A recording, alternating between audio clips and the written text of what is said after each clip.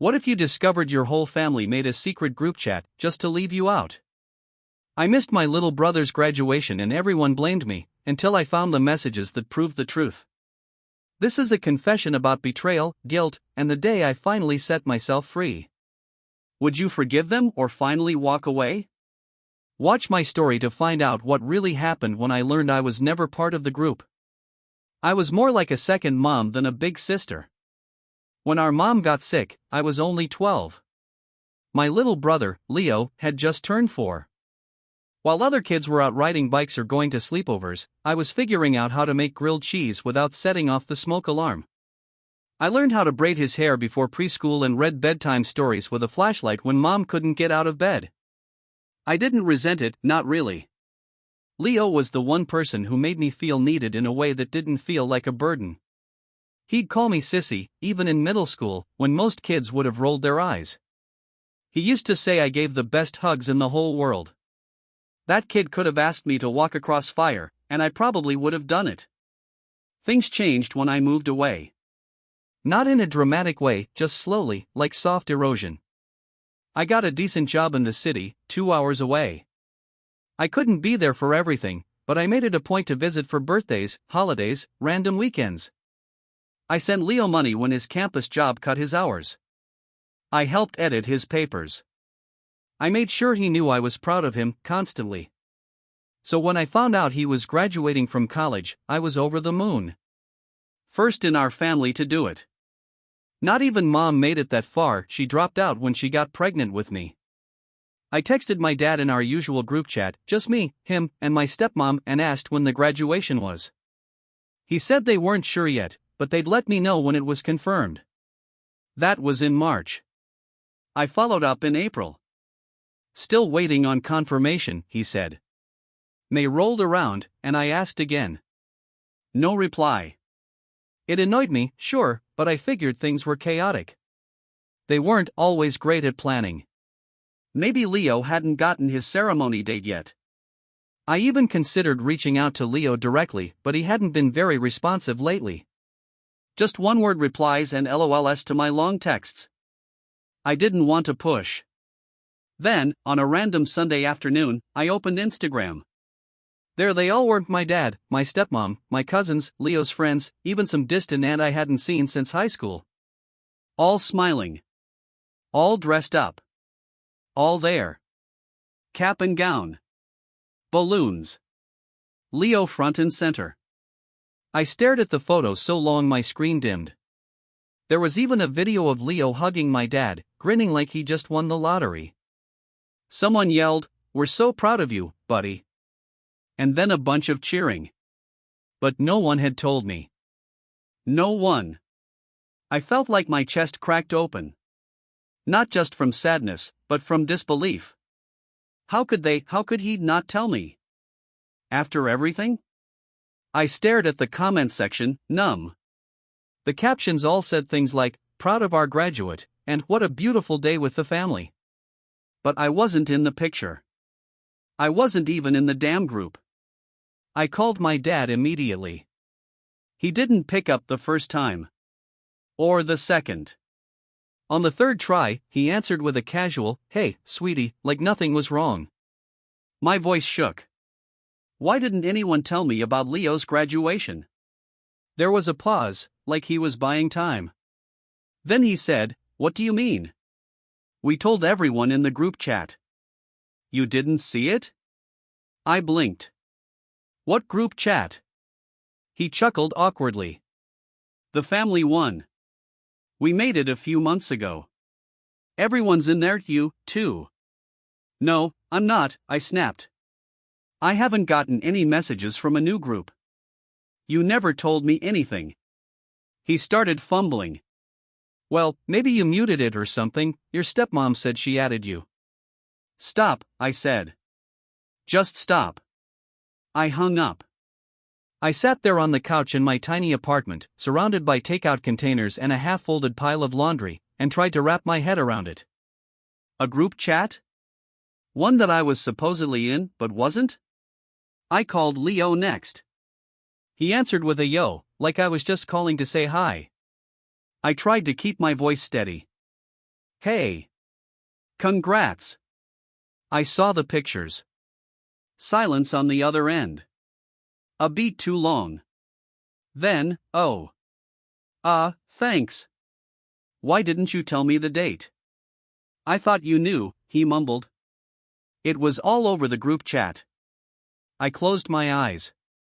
Leo, there's a group chat that I'm not in. You know that now, right? Wait, seriously? Yes. Seriously. I never got anything. No texts. No calls. Not even a damn event. He hesitated again. I just figured you didn't care. That sentence hit me like a punch to the chest. Didn't care? I whispered. You've been kind of distant lately, he said.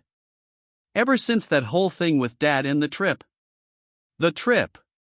Of course. 6 months ago, I'd told our dad and stepmom I couldn't join their spontaneous Florida vacation because I had work and couldn't afford to take time off. They guilt-tripped me, hard. I finally snapped and told them I wasn't the family's emotional ATM and that they needed to stop acting like I was the only adult in the room. Apparently, that made me too negative. Leo said, I don't know, sissy. After that, things just felt weird. I wanted to scream. Or cry. Or both. Instead, I said, you're my little brother. I changed your diapers. I missed sleep for years so you wouldn't have nightmares alone. And you didn't think to text me once? He was quiet. Then he said, in the smallest voice, I'm sorry. I hung up without saying anything. That night, I went digging. I scrolled through my stepmom's Facebook. I looked at the backgrounds of photos. Screenshots of texts. One showed the name of a group chat, FamJam 2.0. I wasn't in it. I checked my contacts, my blocked messages, my junk filters. Nothing. They had made a new family group. Without me. On purpose. The next morning, I sat at my kitchen table staring at my phone like it was a loaded weapon. I didn't want to believe it. I kept thinking maybe it was a mistake. Maybe there was some tech glitch. But the longer I stared at the silence coming from my family, the clearer it became. They had cut me out. Not completely. Not publicly. Just quietly. Soft exclusion. No fight, no confrontation.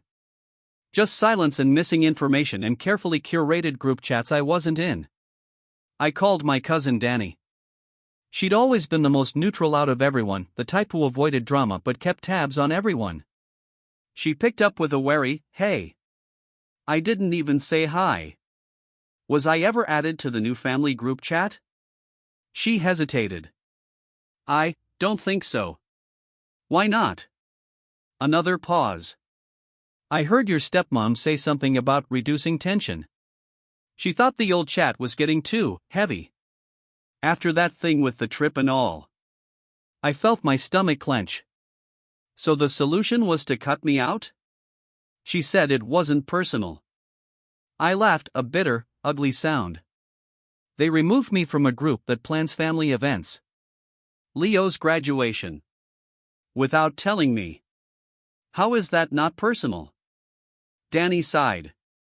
I'm not defending them. I just think they didn't want to deal with conflict. It was easier for them to sidestep you.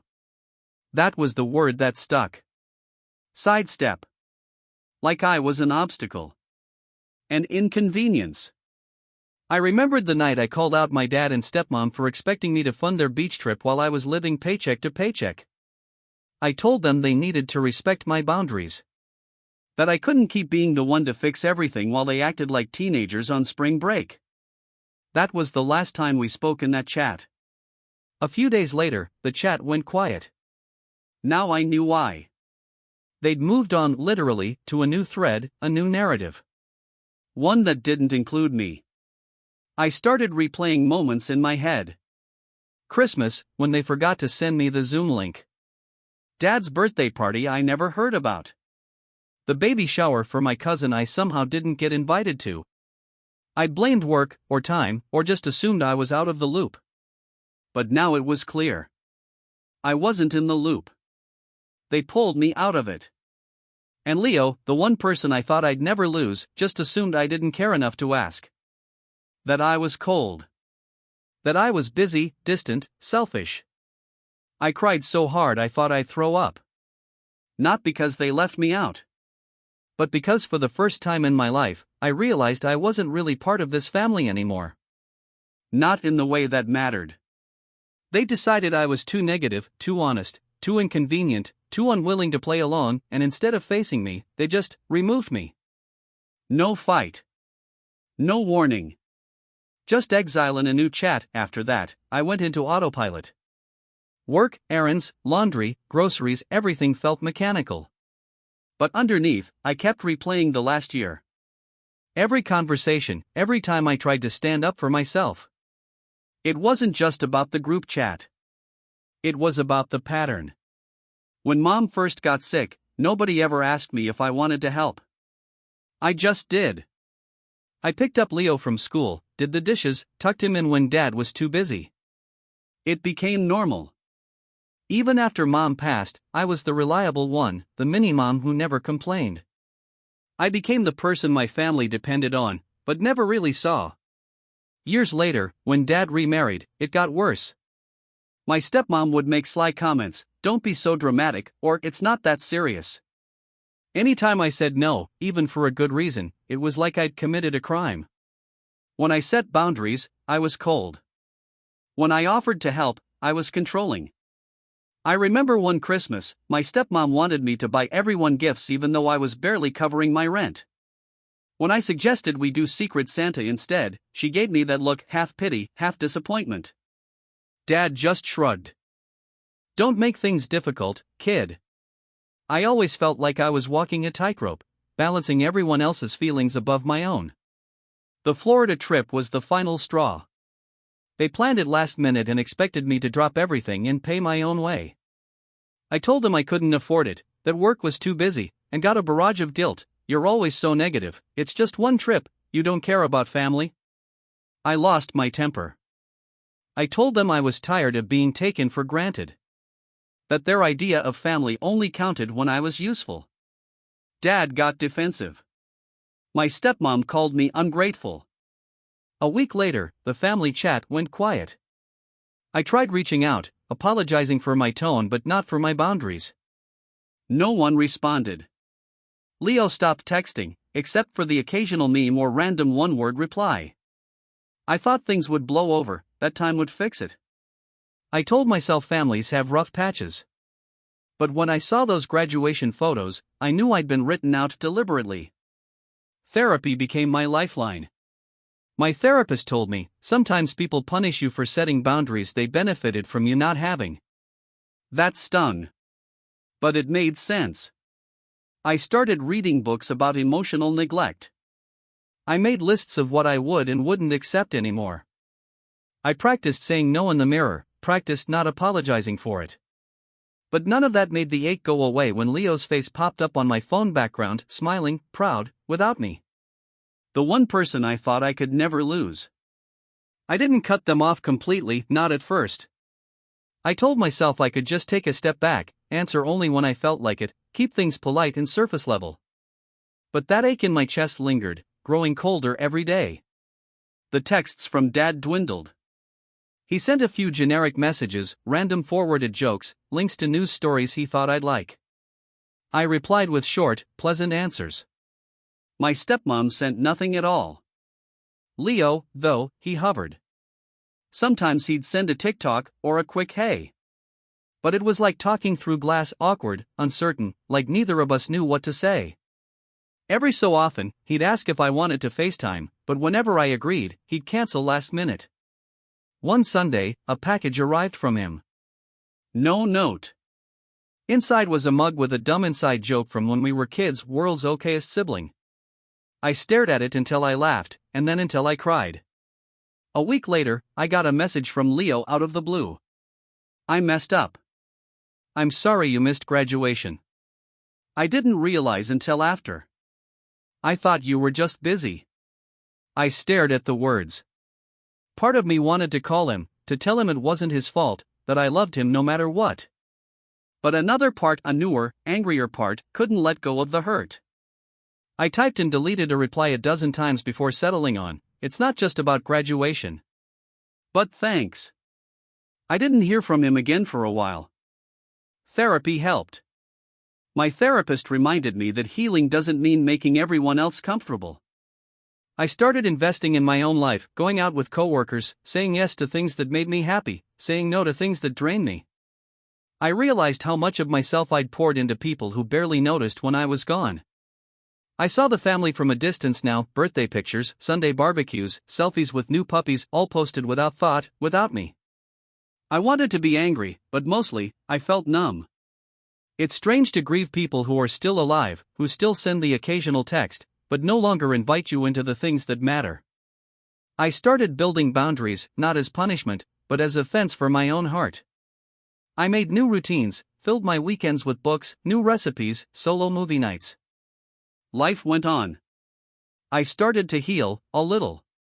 But sometimes, in the quiet before bed, I'd think about Leo. I'd think about that old flashlight under the covers, the little hand in mine, the person who used to call me sissy like it was a magic word. I didn't know if I'd ever get that version of us back. Maybe I never would. It was mid-November when my phone lit up with a call from Dad. He rarely called anymore, usually just the occasional forwarded meme or impersonal group text. My heart did that old anxious flutter as I stared at his name. Against my better judgment, I answered. "Hey." His voice was all sugary concern. "Hey, kiddo. How's work? You been okay?" I waited for the real reason, and sure enough, he got to it fast. "Listen, I've got kind of a situation. My car's on its last legs and I finally found a decent used one. Only thing is, I need someone to co-sign the loan. You're the only one in the family with the credit for it." I was silent. He barreled on, like if he kept talking I wouldn't have time to say no. "I wouldn't ask if it wasn't important. I already asked your stepmom, but her score's shot, and Leo's just a kid. You know you're the responsible one. Always have been." I almost laughed. The responsible one. That was all I was ever good for in this family. My value boiled down to my usefulness, my ability to clean up their messes. "I don't know, Dad," I said, keeping my voice calm. "That's a big ask." He sighed like I was being difficult on purpose. "Come on. We're family. We always help each other. You know that." I wanted to scream, "No, we don't. Not always. Not when it actually matters." Instead, I took a breath.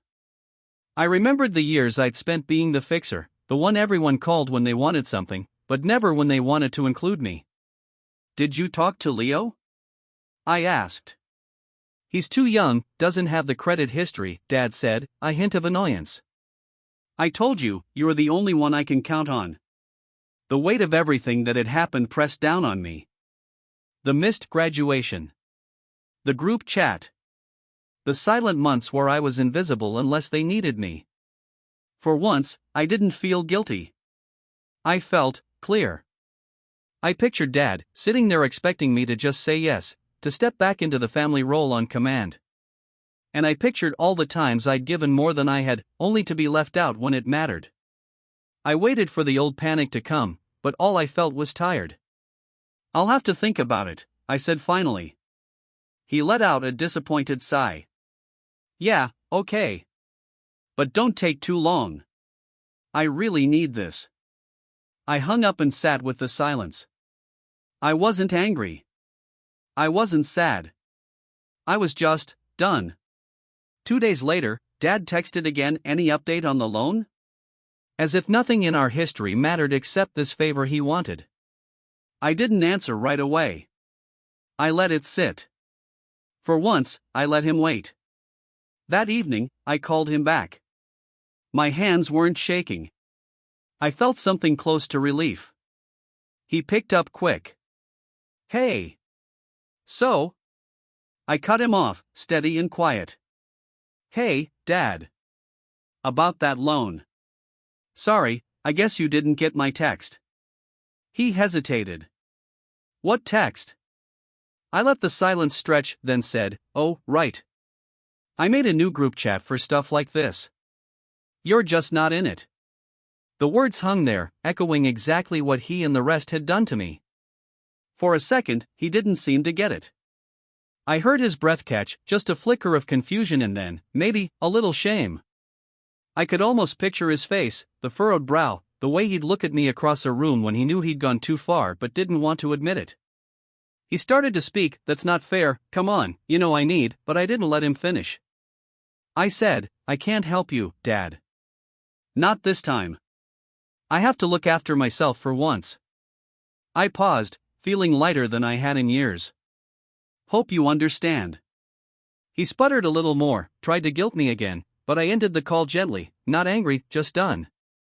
That night, I walked around my apartment, feeling the ache of loss and something else, a strange kind of freedom. I looked at the old mug from Leo, tucked on my kitchen shelf. I hoped, maybe someday, he'd understand why I finally stopped coming when called. For the first time, I let myself believe I deserved better than being the family's backup plan. No more apologies. No more waiting for a group chat I'd never be invited to. I sat in the quiet and let the peace settle in.